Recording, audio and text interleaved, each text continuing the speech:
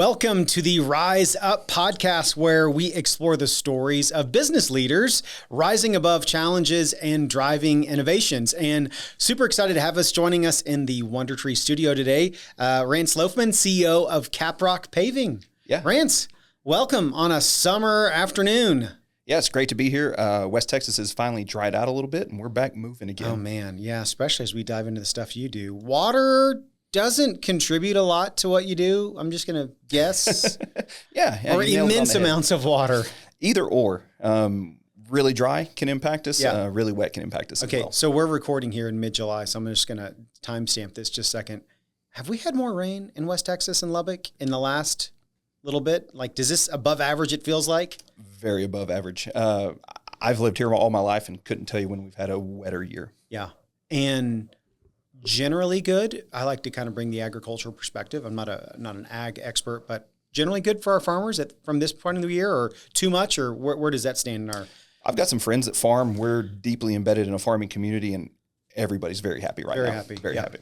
Well, hey, then may whatever the weather issues continue helping us. So we'll deal with it on our end. That's right. Well, Rance, great to have you joining us today. I love to kind of always start with... I heard you say you're a West Texas guy. Tell me, what are your roots here in West Texas? Yeah, born and raised Plainview, Texas. Yep. Went to high school there, played sports there, started working from a pretty early age, and got the heck out of Dodge as quick as I could. That's great. Went as far on the map as I could find and knew at the time. That was Abilene, Texas. Yep. Went to ACU, did some school there, graduated, got into the coaching and teaching field. Thought that's what I wanted to do my whole life. Yep. And thought it was the largest ministry field I could go into comfortably. Yes. Without being in a church. That's right. Yep. I loved sports. I loved impacting kids and seeing the changes in that developmental, that high school area, Yep. that phase. Loved coaching football, several other sports, had some success in that. And then once I saw how the sausage was made, started to want to do something else. So we spent some time in Austin, San Antonio. And then my wife looked at me one day and was like, I don't want to be a single mom. And so we started looking around, where do we want to go? She had some family in Abilene, had some family back here. And I got out of coaching, transitioned out of that, came back up here with my brother, and we kicked off Caprock Paving in 2017. Nice. So now, did you do coaching in all those areas? Abilene coaching, Austin, San Antonio coaching? Yes, sir. We did, I want to say it was 9 moves in like 7 years, something like that. And that's, kind of the pathway in the coaching industry, right? Absolutely. It is what it is. My dad was a teacher, coach, not coach first. He's more taught than coached, but certainly just saw that. My wife's family has lots of coaches. Love it, right? You said, the impact you have in young students' lives is just immeasurable. I loved it. I remember one time down on track sharing Jesus with a kid. Yeah. I had never heard it before. And it was after hours. It was just one of those things. And I've had a lifelong relationship with him afterwards. Right. And saw his journey and how he's impacting people now. And I could live on that for 4, 5, 6, 7 years as a teacher. I could keep running. I could only have 1 or 2 of those. Yep. And there were so many more of them. And it didn't even have to be about God or Jesus or faith or anything, but teaching these kids skills that they didn't necessarily get at home or off TV or whatever it was, that they could go out and be successful through sport is what I really enjoyed doing, because it kind of refines us a little bit. But that mission, I feel like we served well. Yeah. And I say this a lot. Life is about, I call it seasons. Absolutely. And I think part of the maturing in life is recognizing when seasons begin to come to a close, which sometimes easier than others, and then recognizing, all right, it's time to transition. And you may know exactly where the next season goes. You may be clueless, but life's about seasons. And when you've run your season well, as you've said it makes the transition to the next season even easier to give it everything you got, because hey, I gave it all. Yeah, absolutely it did. And we had some success coming out of that, and looking at the next steps. I could have kept climbing the ladder and doing more, and you kind of realize there's a ceiling there that you're not in control of. That's right. And, you referenced kind of quickly, but it's a real big thing. And the inherent nature and the hours you have to put into it, for all the reasons you have to put into it, has a toll on the family and your spouse, your wife, your kids. And it's like, oh gosh, That's hard to carry. It really was. We didn't have kids at the time. We had been married about 5 years, and really were looking at starting a family. Yeah. I was obviously I enjoy working. Yeah. And that's what I did. And she was great support about it. She loved it. She jumped right in, and that's who we were. That was our identity. Yeah. And when we really started having those conversations, I saw a lot of great dads that were in the industry, that were great dads to 300 kids during the day, and didn't have a lot left in the tank at the end of the day. Yeah. Yeah. And I saw the writing on the wall, and I'm thankful that I had that perspective at the time. I wouldn't have been near as good, not that I'm a great dad, but I wouldn't be who I am today if I just tried to stay in that industry and be burnout with kids throughout the day. Well, I just say kudos for you recognizing and kind of being able to see past where you are, because that's hard for a lot of people. All they know is coaching. They're good at coaching. There's identity in the coaching, and it's hard, so hard. I would argue it's much harder to pick your brain up and be able to look beyond that. And hence you've seen the trajectory for a lot of those coaches, a lot of success, but a lot of burnout. There's a lot of unfortunate trail behind them. That's probably not what they would want. So you decided to head back. Was their vision like, we don't know what we're going to do, but we're just going to go back to West Texas, Plainview? Or was their vision when you begin to transition out of coaching that, all right, paving's what we're going to do, hopping right into it? No, the paving wasn't necessarily on the agenda. I've always had a side hustle, worked something, always knew I was going to, whether it was while I was teaching, I would have something going, I was doing something. I have a hard time sitting still. Sure. And we started probably the last year, 2 years of teaching and coaching. I was really looking at, okay, what do I want to do? Yeah. I want something that I am more in charge of my ceiling. You know, if I'm a failure, I want it to be my own fault. And so we started looking, talking.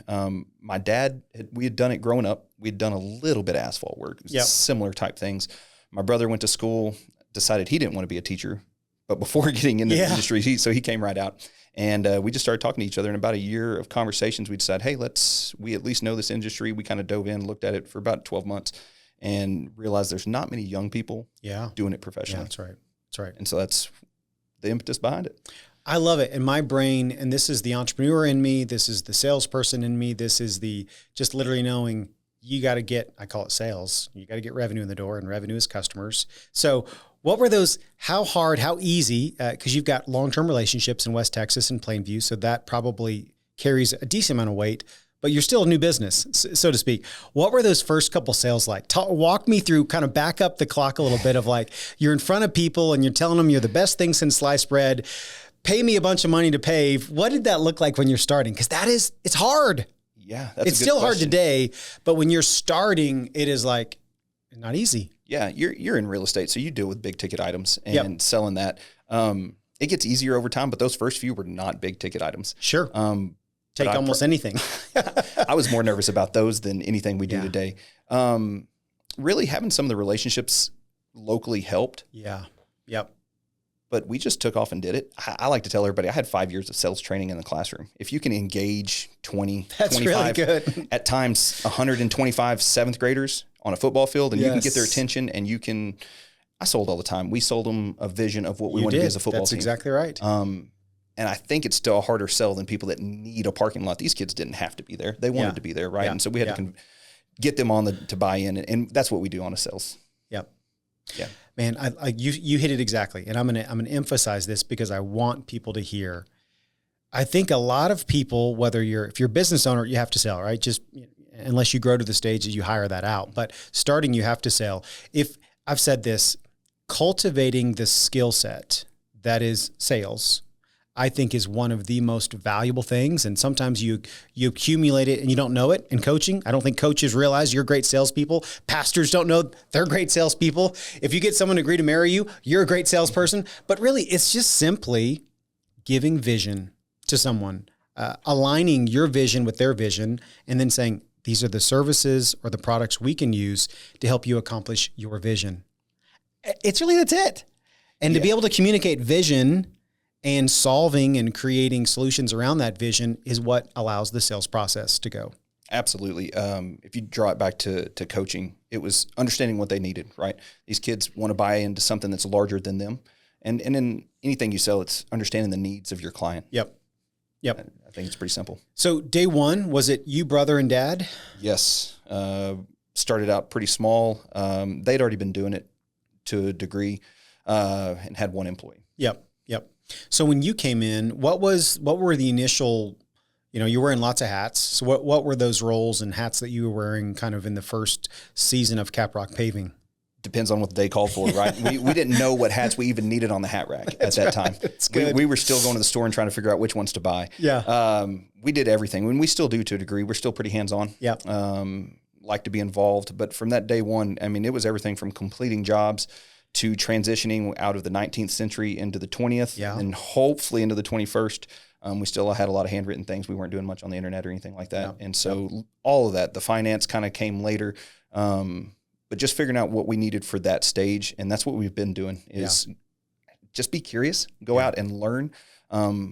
There's a lot of people that have done what you've wanted to do before at some sort of fashion. And you can usually find them, especially now with podcasts and books. And I really enjoy diving into anything I can get my hands on business related, whether it's a podcast or a book. And so that's what we did. And starting out, it was, man, how do we complete this job a little bit quicker? How do we be more efficient? And now it's a lot more business growth, leadership, team building, that sort of stuff. Man, again, you said some stuff that's great. You said, be curious. Boy, that is a word that I think when people ask me, what do you do? I almost go, I'm a highly curious human being. Absolutely. Who's followed some curious trails that's opened up doors for me. And it's been in these fields and this and that, but it's really allowing and being intentional in following curiosity, asking those questions. Who knows about this and who can figure this out? And how do you do that? And not everyone's wired that way, but if there's any level of curiosity in you, and I think we all have it, I highly encourage the same thing. Itch it, scratch it,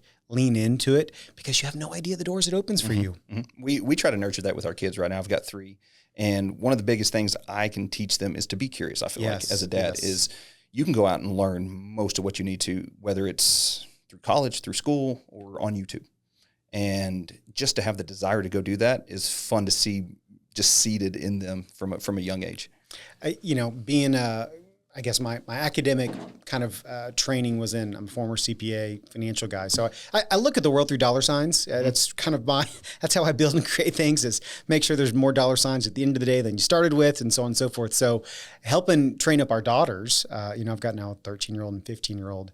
And so trying to kind of get them to lean into the curiosity around, something dumb like, oh, Dad, what if we did an ice cream store? Let's talk about building an ice cream shop. Which flavors would we sell and how much would we sell them for? Now we got to build a spreadsheet around this. And even it's really fascinating. And you've seen this probably in the academic world. When kids get curious and excited around a certain material or subject, they'll give all of their attention to building the pieces needed, right? So if it's gaming and someone wants to be, all right, let's use your gaming curiosities and passions to build the practical business or the structure around it. And it's fun to help our kids and young people grow without, you give them a textbook. Hard to learn out of textbooks sometimes. Yeah, you learn in a classroom pretty quickly that if a child is curious, if a person is curious, they're going to learn. Yeah. You don't have to impress upon them anything. If they're curious, they're going to learn. And the more you can do that as a child or as an adult, I think the more successful you'll be. Yep.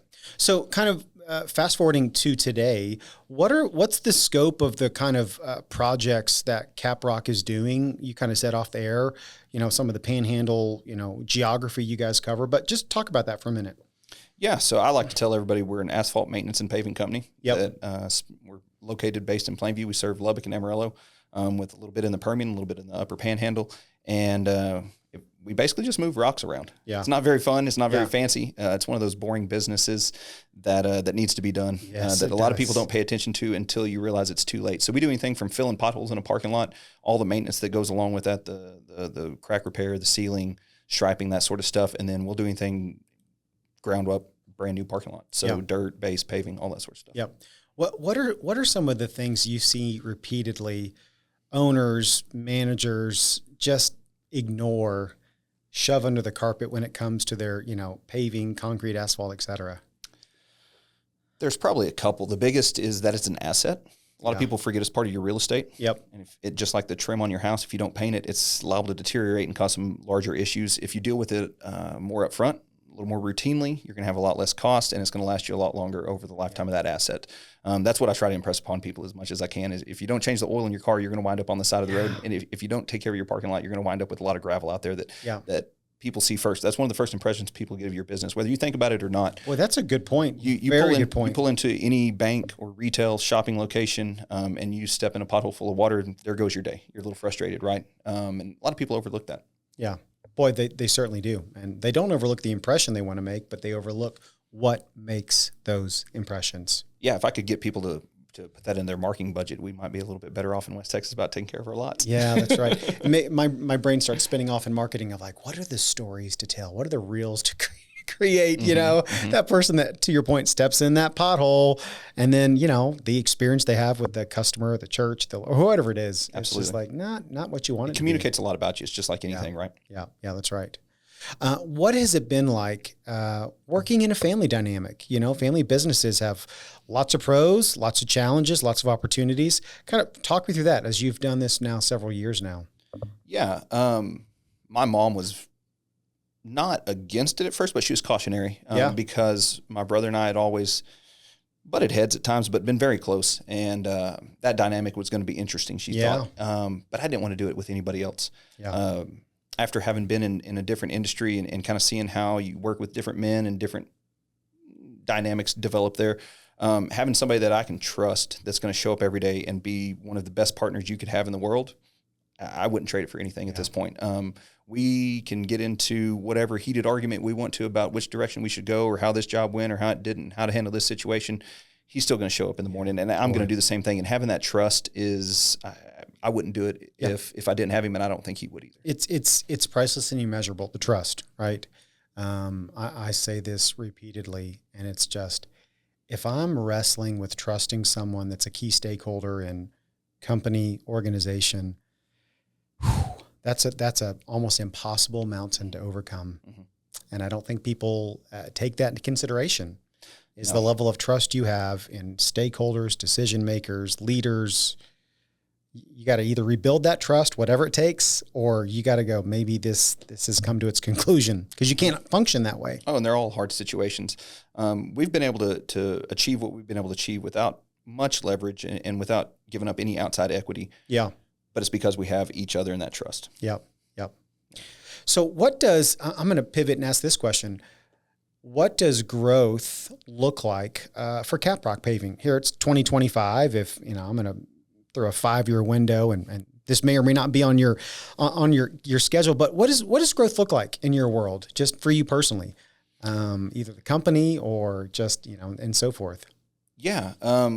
Personally, we're always growing. I hate sitting still. I said that already, but if you're not growing, you're dying, in my opinion. And so we're always looking at how can we raise our kids better? How can we do our finances better? How can I be a better husband? And it's kind of rubbed off. And so a lot of people around me are like that. Yeah. I think it's just curated. I think God put a lot of those people in my life that are doing that. And so we're always looking to achieve more. Specifically with Caprock, we want to continue scaling our maintenance side. Yeah. It's a very scalable business that we've long-term want to build. Yeah. And it's going well. We kind of put some effort behind that about the last year and a half, 18 months or so, and it's done well. And so we're going to continue to grow that, span that out to a little bit larger geographic area, take a little more market share in some of those smaller markets we're in right now, and then just continue to really, we probably looked up, I think we went to conference, I guess it was January of 23. Yeah, was our first big national conference we went to. We're like, man, we finally made it. Let's go do one of these. That's good. Expand our world a little bit, and we realized the largest problem we were going to have in the next 10 years was recruiting talent. Yeah, in West Texas, there's not a lot of young people that have paving experience. Yeah, there's not many of us out here. If you can go to Dallas and find those, and so kind of what we decided was we need to orient ourselves now, so that in 5 years, when we are the size to attract those people, I need to pull them from Dallas, Houston, San Antonio, Austin. Yep. To want to come to West Texas, to a little bit slower life, a little bit better pace of life, maybe some lower taxes. Yep. Lifestyle out here is a little bit different, but there's a lot of value in it. And so if I can attract that type of talent out here to my company, what does that company look like? And so we started to reverse engineer from that, to attract talent. And that's going to be our hardest problem. I had lunch, I was meeting with someone, and it was a month or two ago. I was in Houston meeting with some energy partners, and it was a really fun conversation at lunch with their team. and because it was around how much time they spend in their cars, right? Big metro area like Houston, Dallas, Austin, et cetera. And I had this thought that I use in different, and I hadn't had it around. I was like, I feel like in West Texas and Lubbock, because our quality of life, we have more time. I'm not stuck in a car. The translation that I don't think people even realize and measure is that I literally have more physical time. We get that. But what that translates into is I've got more creative mental capacity. My emotional strain that happens when you're stuck in a car in a metro area for an hour to 2 hours a day, it drains all of your emotional capacity as a husband, as a father, as a coworker, for you to be able to give it to that. So what just feels like a really dumb thing of like, where I've got more time in the day, it has this multiplier effect. Absolutely. Mentally, emotionally, you could say spiritually, relationally, I've got more time to give the things that are really important in my life. So from a recruiting standpoint, I've ratcheted up the conversation of like, and I kind of ask us like, what is it like to be stuck in a car for 2 hours? And you let them just, complain about that. And I go, what would life look like if you could give that in either, if your passions are for your family and for your kids' T-ball, what would that look like if you've got an extra hour and 45 minutes a day? That's almost 10 hours a week, right? And you start to cast that vision. Here's my vision conversation again. And people all of a sudden start realizing the quality of life they had no idea was out there by getting to do the same thing. Yeah, absolutely. We spent time in Austin, San Antonio, and definitely had our share of the rat race. And I don't probably spend a lot less time in the vehicle now. Yep. But I cover a lot more miles. Yes. And it's a lot more peaceful. Yes, it is. We travel. That's kind of what we do. Just to do what we do and to hit the population numbers we need, we have to. And that's okay. Because if I go 30 minutes, I can be in Lubbock. I know. I can be halfway to Amarillo. Yeah.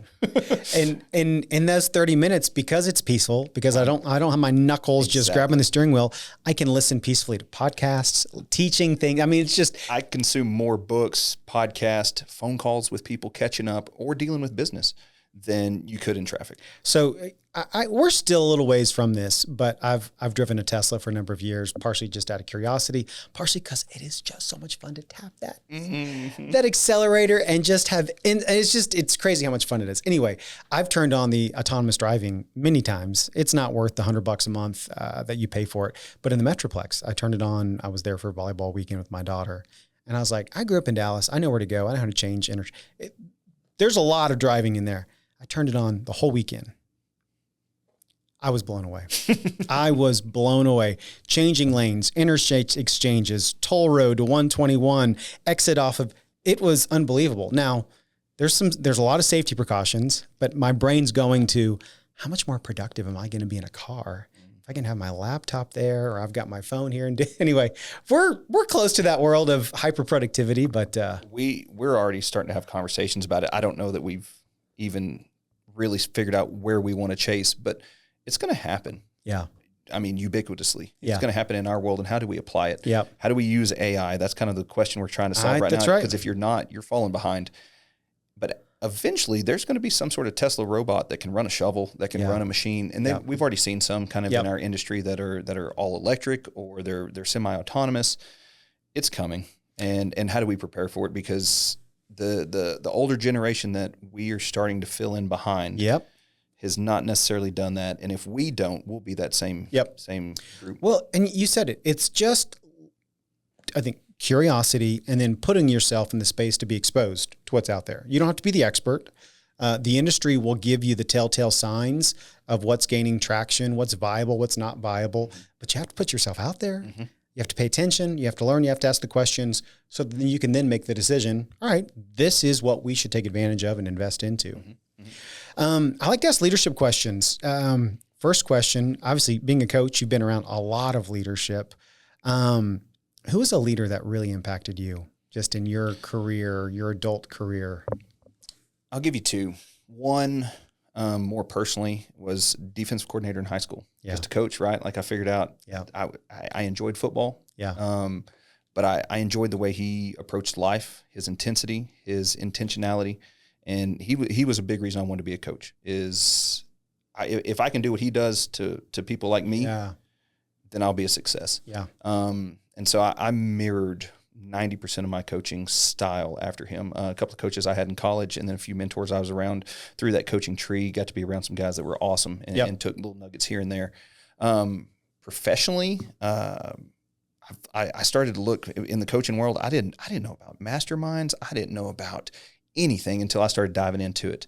And I just assumed that there wasn't anything around locally, and so I had to go globally. And so I started diving into books, podcasts, and I consumed everybody and anything. Yes. And probably to the detriment of myself to a point. Sure. Too many voices, too much confusion, too many shiny things to chase. And we've narrowed it down. My brother and I have a few people that we follow pretty closely. Alex Hormozy's one that resonates pretty well with us right now. No nonsense, not salesy, just straight content. What's really, Alex is fantastic. Yeah. Yep. What would you say, you kind of referenced this, what are some of the leadership nuggets that you took and you said, that's resonated with me, and so now I want to exercise and practice and lead in that same kind of way? What were some of those leadership nuggets that even to this day you find yourself leading in your own company around? Good to Great. I remember when it came out, a friend gifted it to me. Yep. And I don't know how many times I've read it, but the first time I read it, the biggest thing that stuck with me, and that we preach on a daily basis is having the right people on the bus. Yeah. We use that analogy probably too much. Yep. But as soon as I read it, I knew I wanted to drive a bus. Yeah. I wanted to be finding people, finding the talent, and making sure they're in the right seats on the bus. Yeah. And that's one of those leadership nuggets that we can judge people pretty well. Yeah, my brother and I. And if we can find those right people, they may not always be in the right spot, but we're going to get you there and we're going to help you grow in that capacity. Do you use any tools? Like, there's 1,001 different, personality tools, assessment tools. Have you found any that works well for you all in your organization? Or is it just kind of spend time, get to know people, ask questions, observe, and you'll figure it out? Yes. Yeah. All of it. Yeah. We're still figuring out what we do, how the best way to do it is for us. I really enjoyed a professor I had in college that kind of came up with his own disc profile and something like that. Yep. And he was extremely successful in the business world. One of the youngest guys globally to do some stuff. And I took everything he said to heart. Yep. And his gauge or his beat on selling was understanding you. Are you this, or this? Yeah. And he had some different monikers and stuff. So I reference those books every now and then. I really enjoy them. But really it's can you come work with us? Yeah. Right. Yeah. If you can hang with us and our crews and the pace that we set, you're probably a pretty good person in general. And if you can stick around 3 months, 4 months, 6 months, 10 years, man, I've got a lot of respect for you. Yep. So I always like to kind of ask the question, and this intersects some companies and organizations more than others. And it's kind of this topic around energy. I'm a former real estate guy, still have a lot of real estate businesses and activities, but when the energy business kind of dropped in our lap and I just started realizing, holy cow, there's a lot of challenges and opportunities here. How do we drive energy solutions and so on and so forth? So I just always like to ask business owners, cost of energy's gone up, inflation's had its impact. Where has the topic of energy really affected Caprock Paving the most? Fuel costs, diesel, natural. There's just all these other factors. I'm just curious, as you manage Caprock, does the energy intersect much, come into it? Do you have to manage those things much at all? You might actually be surprised. A lot of people don't know the industry very well. Obviously, there's the line item things, right? The travel, the vehicles, the diesel that goes in the equipment. Anytime you can reduce that or anytime that price goes up, it is an impact. But the larger cost is the energy to produce our products. Yeah. Right. So it's all an asphalt-based products. It's all petroleum-based. So they're all derivatives of that. So the more it costs, that's an issue. The plants that make the asphalt consume a ton of energy, and it's all natural, or it's all fossil fuels. Yeah. And so we've looked and we've talked about a few things that might be fun. Have you seen Edison Motors? A little bit. There are diesel electric conversions, diesel over electric. Yeah. Those are really exciting. We're always looking at stuff that is kind of edgy. Back in the early 2000s, was that the biodiesel craze? Yeah. Yeah. We tried diving into that. It didn't make sense at the time, but we're always looking for new stuff. It's definitely interesting, even here in West Texas, where there is just incredible carbon resources, fossil fuel resources that we will continue using. We desperately need every energy resource that we have. And in Texas, I think we have pretty much all of them. It really is impressive. We've got every energy resource, but it's fascinating to see even the oil and gas industry electrify a lot. whether it's their refinery capacities, whether it's their operational capacities. And so the electrification, acceleration, and hence the need for more energy resources and energy solutions and cost of energy. It's interesting now to kind of be in the middle of a lot of those conversations and then just go, how do we help? How do we solve? How do we help, lessen? Today it's one challenge, tomorrow it's something else. Mm-hmm. Mm-hmm. I think it's been interesting to just kind of see it all develop. When we were young, the wind was the next big thing, and now we're seeing some solar farms develop. We were a part of doing the site prep and some paving on a data center. Well, it was Bitcoin to start out with. Yes. Yep. And then it turned into... Was that Dickens? Silverton. Silverton. So, okay. Yep. Yeah. And to see them wanting to mine Bitcoin and use the arbitrage of the excess wind energy. And I'd never heard of that. But when they reached out, I was like, oh, this is something else. Let's check into it, see how legit it is, and kind of dove in.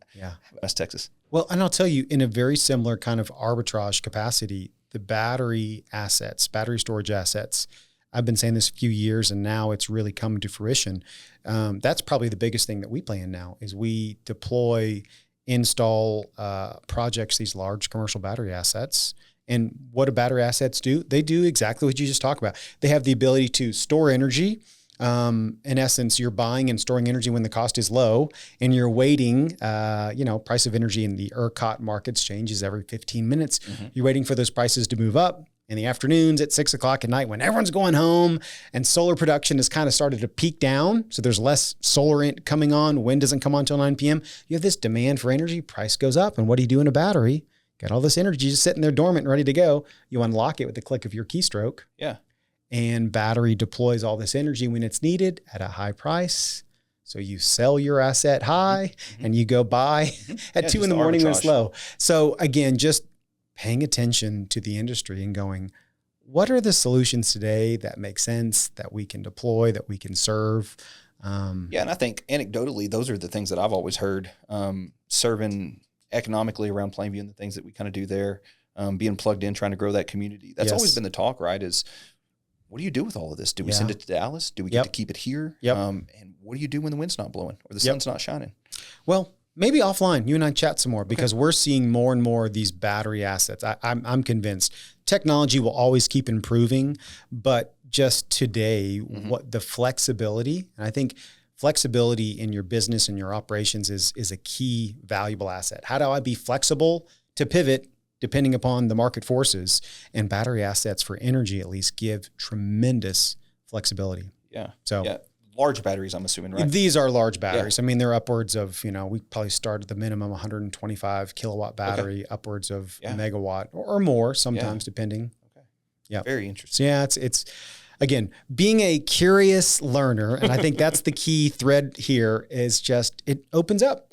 Can we do this? Can we solve this? Can I go talk to someone that has knowledge around this and try to find a way to collaborate and bring solutions? It just makes life fun, doesn't it? Absolutely. Yeah. Yeah. I would be too bored. I know. Boy, you and I, we both share those things. Okay. Rapid fire questions, rants. We're going to throw some things off. Toughest part of paving. We'll just kind of throw that one out there. Logistics. Yeah. We take rocks from one place and put them in another. Yeah. It's not rocket science, but it's a lot of planning. Logistics. We did project last year on the north side of town. We watched the rock come in on a train that morning, unload. It was in the plant by midday, and we had it laid and paved and done by the end of the day. So it went from Central Texas to here in about 24 hours, paved in a parking lot. One machine you can't live without. Like, please don't take this machine away from me.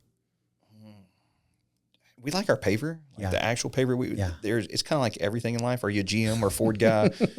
The paving world has the same thing, and we really like the one we have right now. It's got some features that we really enjoy. Not that I would know, but who's the manufacturer of the paver? Weiler. They've partnered with Cat, and it's a pre-def machine. It's not got too many electronics. It's right in that wheelhouse of what we really like. Yeah, I love it.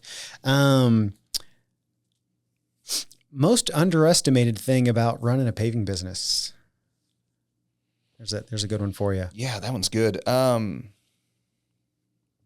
That being professional works. I like that. Yeah. Like if you just do what you say you're going to do in our world, in West Texas especially, you're going to do well. It seems like such a foreign concept, do what you say you're going to do, right?